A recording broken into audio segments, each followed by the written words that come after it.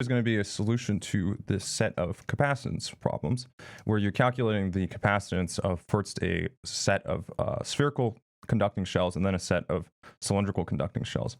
So the first problem is this set of spherical conducting shells.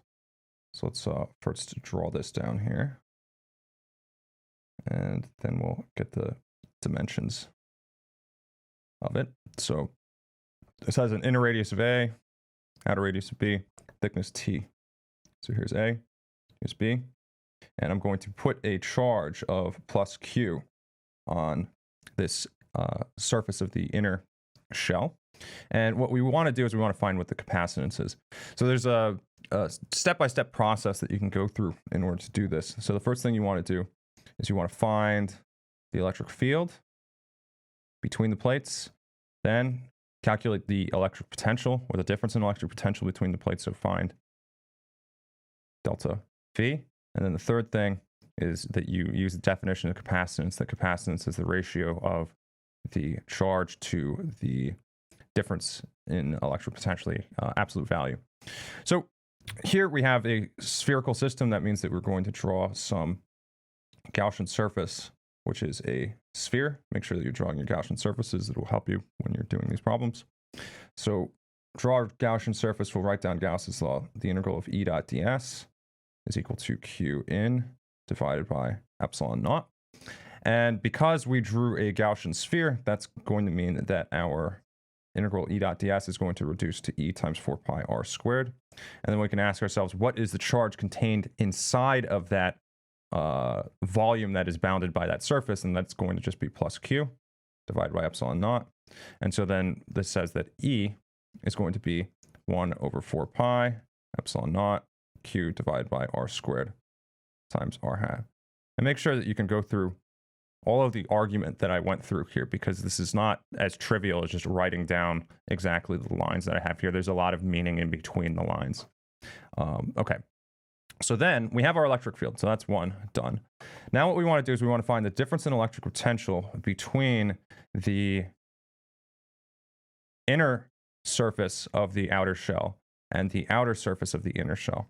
So this is going to be the voltage, or the difference in electric potential between B and A plus T. Okay.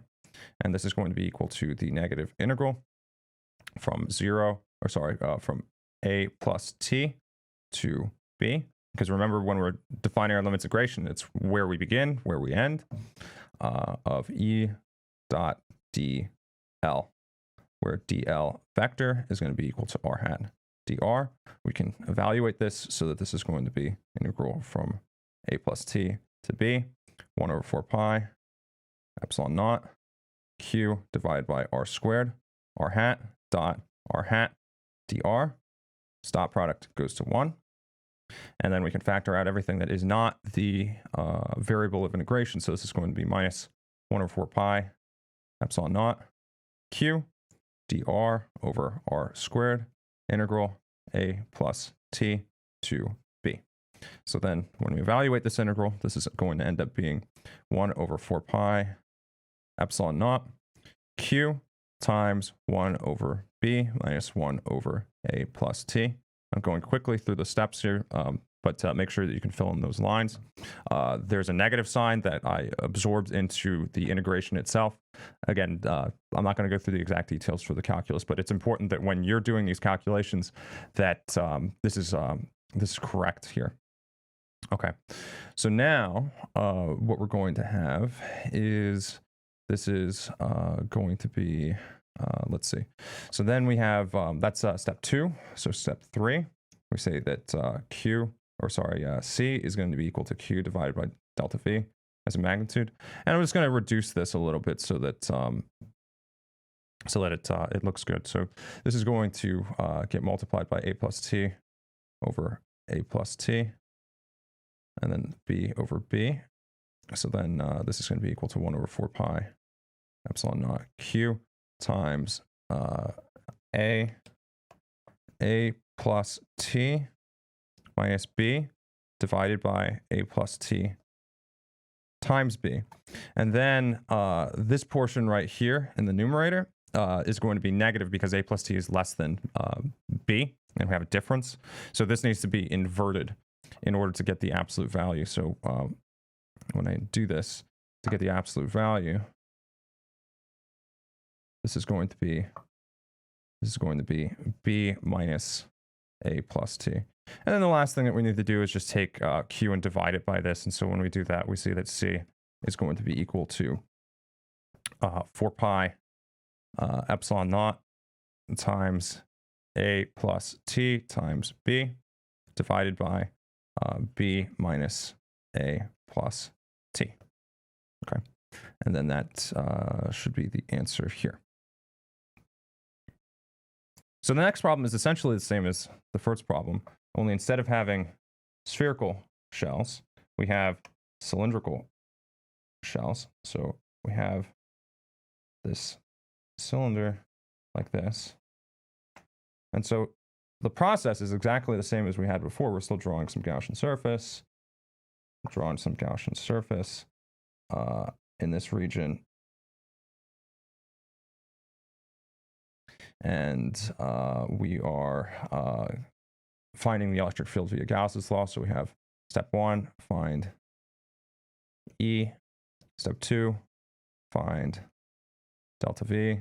Step 3, say that C is going to be equal to Q divided by the magnitude of delta V. Okay, so the difference really in this is how we're evaluating Gauss's law. And so we have some, this has some length of, I don't remember exactly what I said this was. Was it a length of L? Yeah, it's a length of L. When we're evaluating Gauss's law, the left-hand side of the Gauss's law, that is, this is a ds dot ds. This is going to be equal to E times 2 pi times R times L. And then this is going to be equal to the right-hand side of Gauss's law. On the inner surface, we're going to put a charge of plus Q, so that Q in is going to be equal to plus Q divided by epsilon naught. And so at the end of the day, that says that E vector is going to be equal to, this is going to be equal to Q divided by 2 pi R L epsilon naught times nothing. That's the whole thing. Okay. So then finding the difference in electric potential, delta V, magnitude delta V is going to be equal to V at B minus V at A plus T again. So this is going to be equal to the negative integral of Q divided by 2 pi R L epsilon naught times R hat dot R hat dr from A plus T to B. So this is going to be equal to Q divided by 2 pi R, Q divided by 2 pi L times epsilon naught times the natural log of B divided by A plus T with a negative sign. So this is the magnitude of delta V. It's equal to this. And in order to make this positive, we could note that the if you plot the natural log, this is intercepting 0 along the x-axis for, this is x is equal to 1. So if this value is larger than 1, then it's positive. It's less than 1, it's negative. And so B is larger than A plus T, so this is going to be a positive quantity. So if we want the magnitude of this, that's going to be positive like that. So now we have this magnitude delta V. The last thing that we need to do is calculate what C is. So C is going to be equal to Q divided by the magnitude of delta V. And so this is going to be equal to 2 pi L epsilon naught divided by the natural log of B divided by A plus T. And that's it. Make sure that you can, I went through this very quickly. This is just a solution to this problem. And you should make sure that you go through all the steps yourself, because there's a lot that I left out in between that's important to understand. Okay, so that's going to be it for this video. I'll be doing the resistance video next.